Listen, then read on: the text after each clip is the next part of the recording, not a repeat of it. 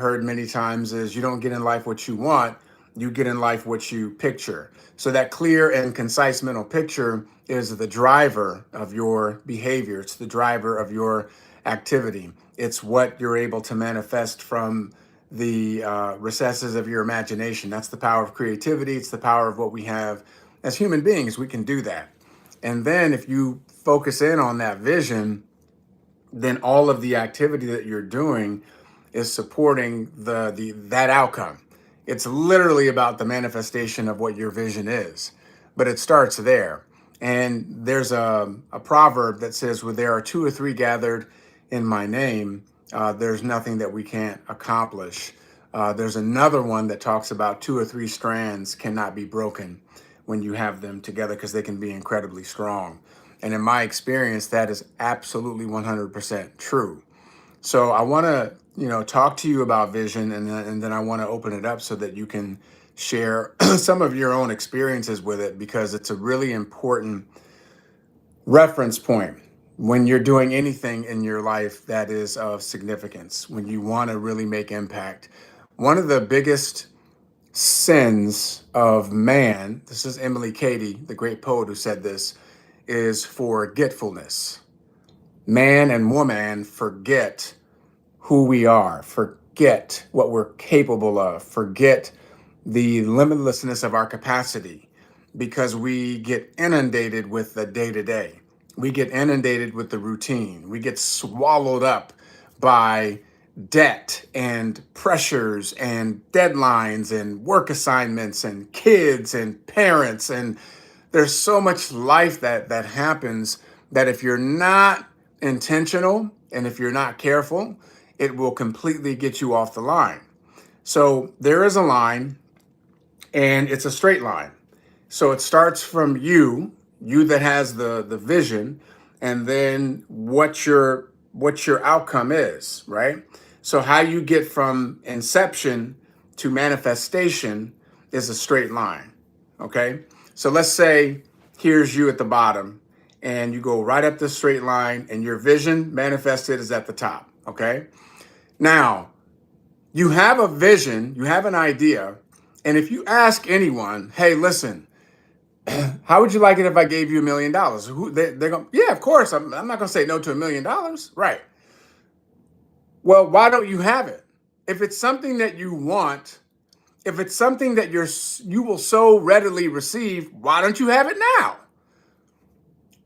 I can't get it now. Why not? Why don't you work a job, the job that you have right now? Why don't you take your job and have your job pay you $1 million a year? I can't do it. Like, the compensation doesn't work that way on my job. It would take me 25 years to make $1 million right now on my current job. Okay. So you say you want it, but in reality, you really haven't committed to that specific outcome. You have not made the commitment to that outcome. And more importantly, you don't even have a plan of action in order to manifest it. There's a lot of dreamers that don't do anything. There's a lot of people that vision board that don't do anything. There's a lot of people that write their goals down and they don't do anything. It's about the alignment to your assignment, so that every day you're taking actions that get you to that outcome every single day. So remember, it's a straight line between you and your outcome. Now, I want you to stay with me on the visual, because I can't write it down.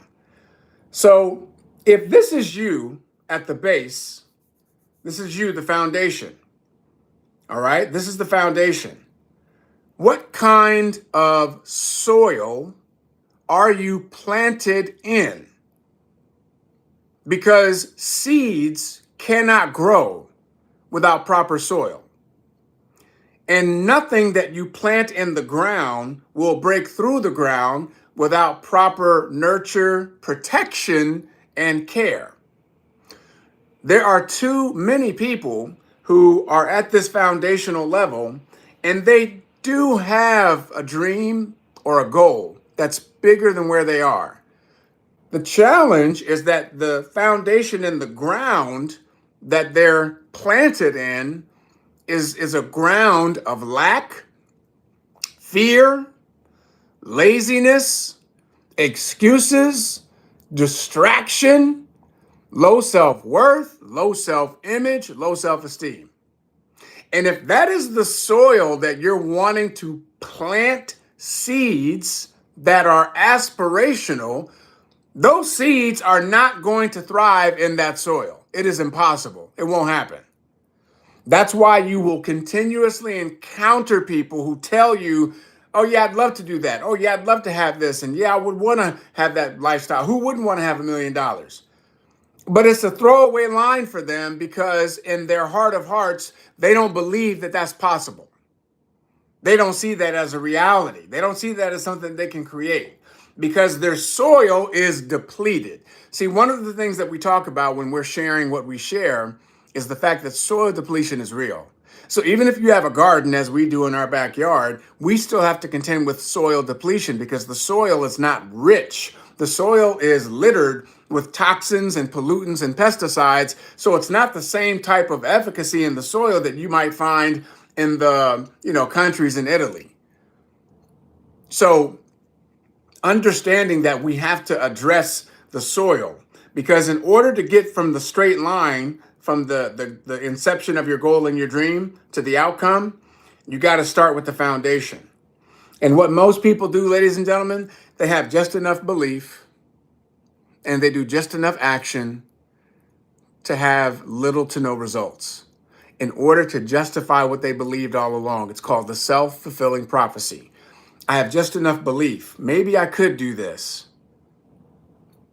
But my soil tells me I'm only worth $50,000, $60,000 a year.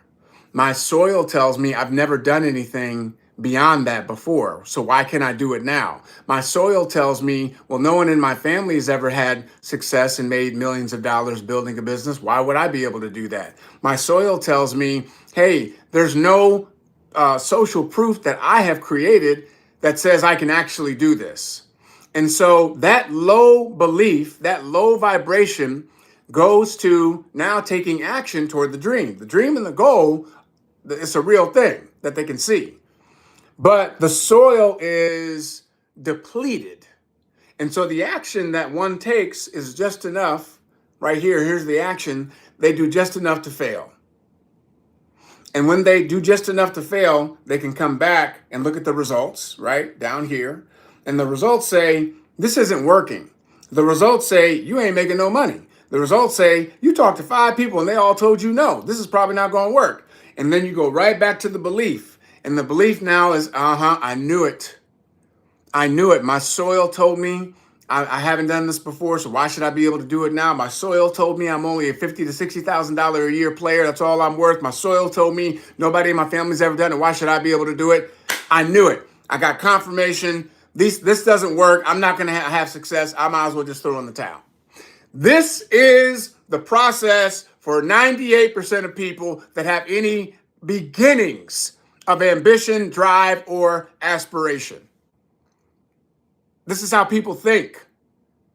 It's just poor thinking track. It's not effective. It doesn't work. It doesn't get you what you want. But you know what it does, though? It keeps you comfortable. It keeps you safe. Because most people would rather be safe and comfortable in mediocrity than take a chance on themselves, than to have courage, than to risk their own greatness being realized. This is why when people say stuff like, well, I guess it wasn't, the Lord's will. Really? You're going to blame your mediocrity on the Lord? Shame on you. So understand that if this is where we're starting, we have to have good soil and we have 100% control over the soil. See, we can actually remove the toxins and the pollutants. Takes a lot of work. Takes a lot of work, but we can do it. I know you can't see through this. Okay, so here's a mug. I got coffee in this mug, but let's just say I have some water. Okay, I got water in the mug and it's clear. I take a droplet of food coloring and I drop it in the water. The water's no longer clear. It's no longer clear. I can take a whole, let's say 5-6 ounces, Pour it in the water. The water gets really dark. It's no longer clear. When we come here, we are mostly clear. And then we are shaped by our experiences and those things that we deem as important and the belief system that we cultivate. The only things that we're born with are fear of a loud noise and fear of falling. That's the only thing that we're born with that we know, okay? Fear of a loud noise, fear of falling. Outside of that, it's an open book, it's a canvas, and these things shape us. Now, yes, of course, people come here with certain characteristics and all of that. So understanding that when that water is now murky because of the food coloring that we put into it, that murkiness comes from negative experiences. It comes from unfortunate events in our life. It comes from someone telling us that we ain't nothing, somebody telling us we ain't gonna be nothing. It comes from a broken home. It comes from abuse. It comes from poor relationships. It comes from a poor neighborhood that maybe you grew up in. It wasn't your fault, it's beyond your control, but maybe you grew up and you didn't have much. So all of these experiences shape that, and it colors your foundation. The way you work to get back to clarity, it's not going to be 100%. You're always going to have a tinge. So even as you're working to get clarity on your foundation, it's never going to go back to looking like water. It can look like water with a tinge of color in it if you do the work. Because number one, you got to unlearn some of the things that you have learned. Because you have learned that you're only worth $50,000 or $60,000 a year. That's why that's what you're making. You have learned that you're not supposed to go outside the lines to paint. So you only paint inside the lines. That's why you do it. You have learned that you cannot be your own boss, if you will, run your business and earn millions of dollars. Because if you had believed that, you'd be doing it now. So understanding that soil at the base of the foundation, it's going to be the books that you're reading. And as you come across a concept, you have to identify that, and then you have to replace it with what's not useful, take that out, and then put this new concept in. Example, one of the most transformational books, it's the most transformational book I've ever read in my entire life, The Autobiography of Malcolm X. People ask me all the time, what are my two favorite books? The Autobiography of Malcolm X and Atlas Shrugged. Those are my two favorite books of all time. And the reason that book did such a number on me was because this man grew up, his mother was committed because his father was murdered by the Ku Klux Klan, and she knew it. And now she's a single mom with all these kids, and she didn't have the capacity to handle the stress and the challenge of her husband being murdered and now having to deal with all of the ramifications of extraordinary racism and violence against people of color. She broke down. So she was committed, and he grew up, just kind of willy-nilly, this cousin's house, this auntie's house. So he didn't really have much of a shot. He was told in school, no, you can't be a lawyer. He wanted to be a lawyer. You cannot be a lawyer because you're black. That's not the word they use, by the way. And they said, why don't you look at something that you can do, like a janitor or a carpenter? So that's number one. Number two, he ended up going to the streets because that's where he found community. That's where he found love. That's where he found support. They just happened to be, criminals. So he fell in line with that, and he became a pimp, a professional robber, and an abuser of drugs and alcohol. And he ended up getting caught stealing and being sent to prison. While he's in prison, he gets introduced to a follower of Elijah Muhammad and Black Muslims, very popular movement at that time. And he starts studying the tenets of that, but he also does something that is extraordinary. This man, while he's in prison, he literally copies every single word of the English dictionary onto a sheet of paper. Okay, I'm gonna say that again. Some of y'all, like we have a Oxford dictionary. Some of y'all may not even have a dictionary in your home because of technology, but just look at the size of a dictionary. He copied every single word of the English dictionary into a notebook and taught himself how to expand his vocabulary. He did it on his own. Nobody asked him to do it. And from there, when he came out of prison, he had changed his religion to Islam, and he started studying the tenets, became a follower of Elijah Muhammad, and became one of the most transformational, most important leaders and figures of the 20th century. What? What? You talk about a pimp? He was a pimp and a robber. What?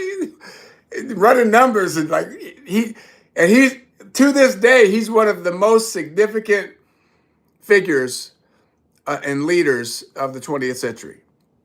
If that's not transformation, I don't know what is. And I read that book and I said to myself, man, if he could do that, what could I do? At the time I read that book, I had never, ever been considered college material. My counselor, in fact, told me, hey, instead of applying for college, you need to go into the military. And I'm not blaming that counselor for saying that because they didn't have anything to go on by other than what they saw. I was a fool when I was in high school, okay? I was a fool. So, and guess what? That's what I did. I went and I signed up to go to the Navy. So when I looked at that, I said, man, maybe I can transform my life too. Maybe I can be an academic and a scholar. Maybe I can discipline myself to become more. Change my life forever. I ended up not going to the Navy because you have 2 dates in the Navy when you sign your letter of intent and then you go the day that you swear in. When you swear in, they got you. Whatever, that 4 years, they got you. I had signed the letter of intent, but I didn't swear in. I was able to get out of it. So I ended up going to college, the rest is history. So now, that level of transformation was a benchmark, and it came from a book because the books I was reading here at the foundational level were books about transformation, books about personal development, books about discipline and accountability and responsibility. And so when you start to tap into those things, you have good soil, rich soil that can hold and cultivate and develop your seeds of dreams, aspirations, and goals. Now we got something. Now we're starting somewhere. So you got that as the foundation now. So now you understand I got to read some good books. I got to make sure that what's around me right now in a pit in a lion on a snowy day, this is a book about trial and tribulation and challenge and how we look at it and we get excited. This is a book about throwing him in the pit with the lion and he's like, man, I feel sorry for that lion. This here, Atomic Habits, another book about what? How we set our days up for success, the things that we do. So when you understand, these are just a few, I got books all over. These are the tools of good soil that you do to strengthen your foundation because you got to go from here all the way up the straight line to the manifestation of your goals and your dreams. So now we got good books that we're reading.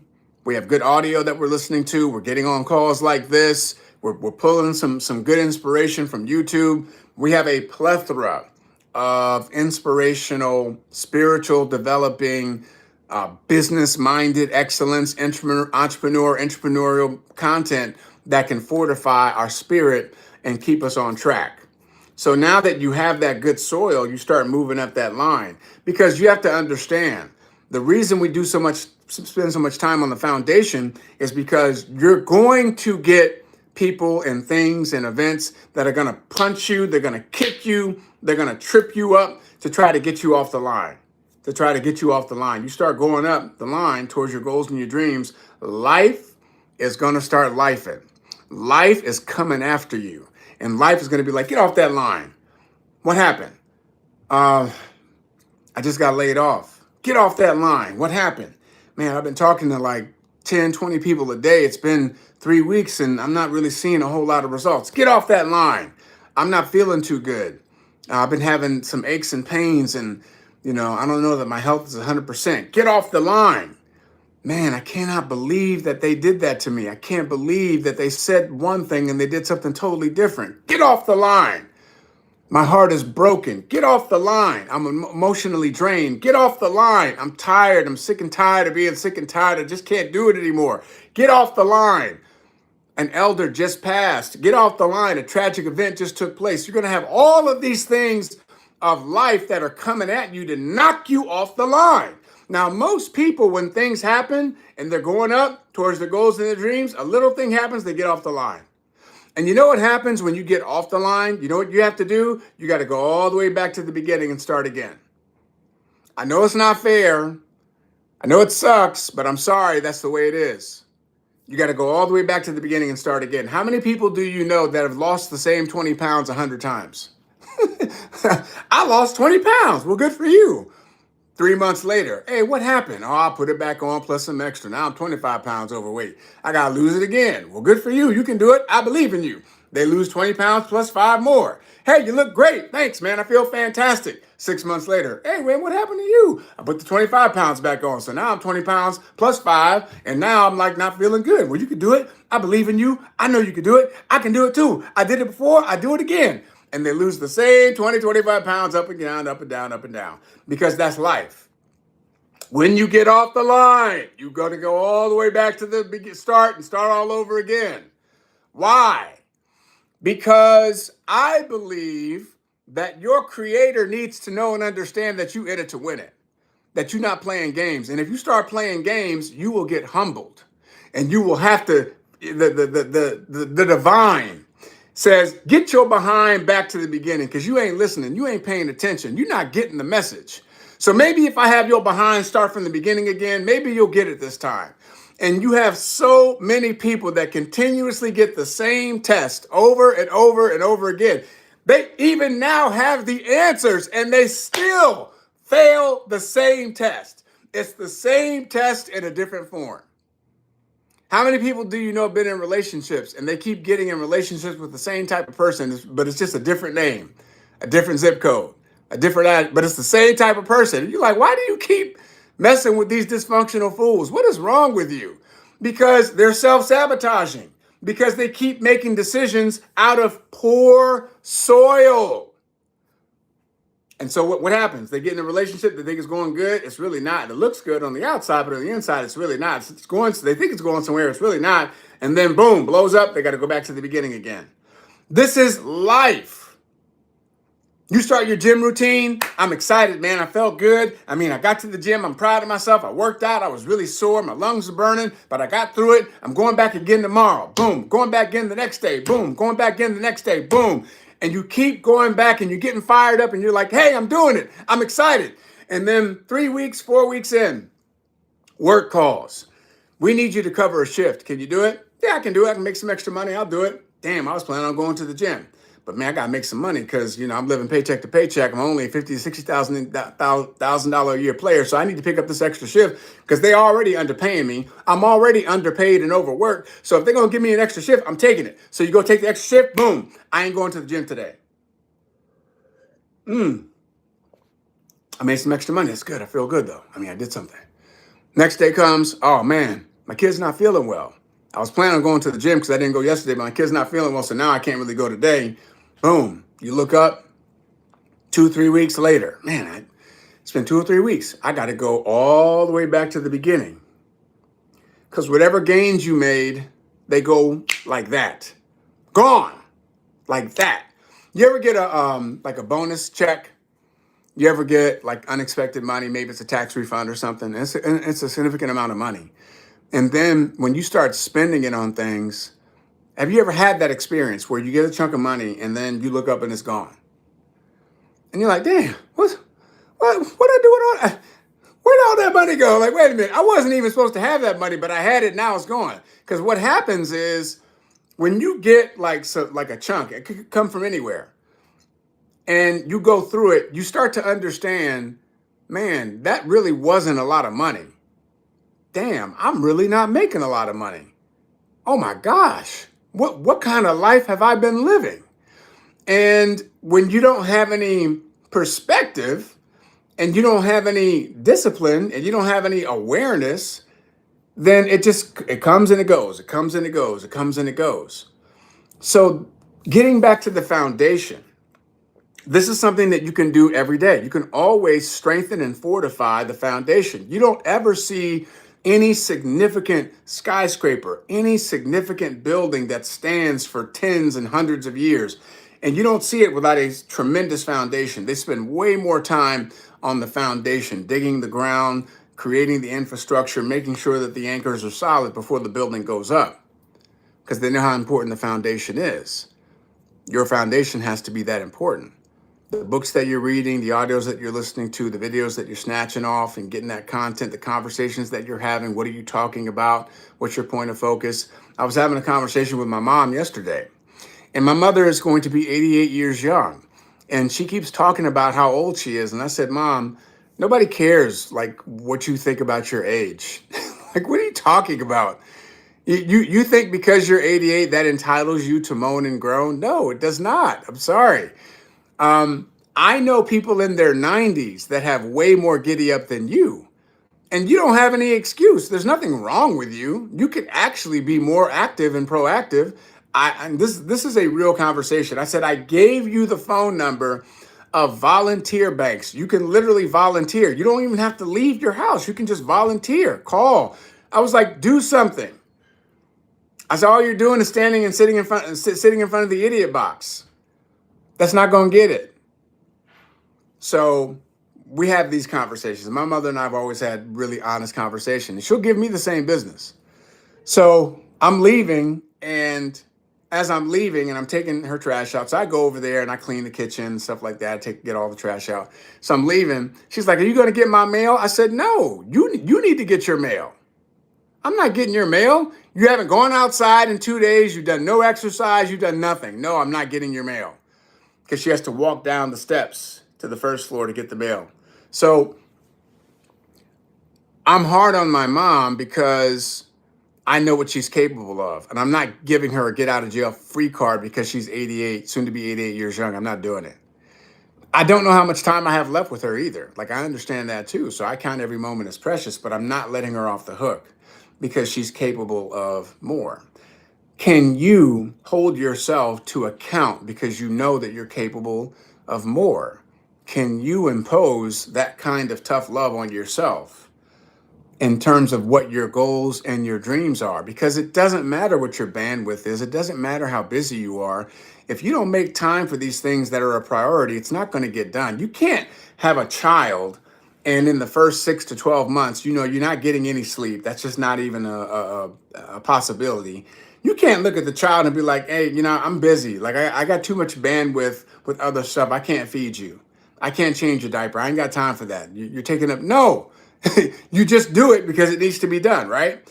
So if you treat your dreams and your goals with the same level of care and attention that you would treat your newborn child, or you would treat an elder who needs care, you're gonna have progress. You're gonna make movement. You're gonna have the opportunity to create transformation in your life.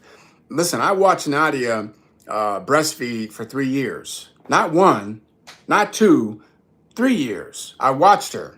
So that means she's on call 24/7. That means whenever Blake wants to eat, she's got to be ready to feed him. That means I don't think she got, I think it was probably maybe 12 months. She's in a meeting, so she may not be able to comment on it.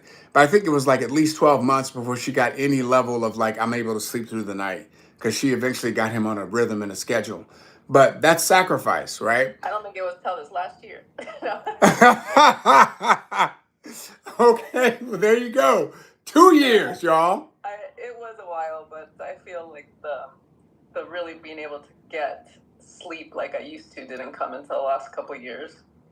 So talk about, though, you made a decision that you wanted a certain level of parenting and presence, and you also wanted Blake to get the best nutrition. You were not going to give him, there was no way, formula was never ever on the table, it was never an option. But talk about what your life looked like as a result of that sacrifice.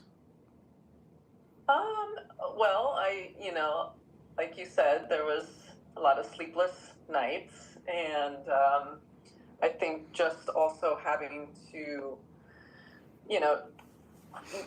I just sharing my body, with another being, and feeling like, hey, I don't I'm not feeling it like right now. Like I don't want to be touched, or I don't want, like I need my space. Um, but moments like that where I just feel like almost like an object, um, and just knowing that I had to still give because it was something that I was dedicated to for his well-being. And see, for me, on the outside looking in, watching her go through that and watching her make those sacrifices, I take that and I get lessons from it. I take it, I apply it to my own life. I take it if I ever find myself about to make an excuse, about to look for a way out.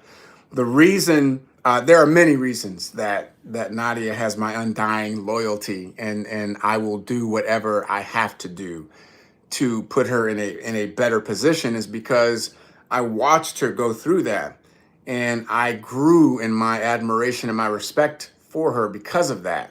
And what I'm trying to explain to each and every one of you is when people see you really getting after your goals and your dreams, regardless of what's happening in your life, that resonates with them. It sticks with them.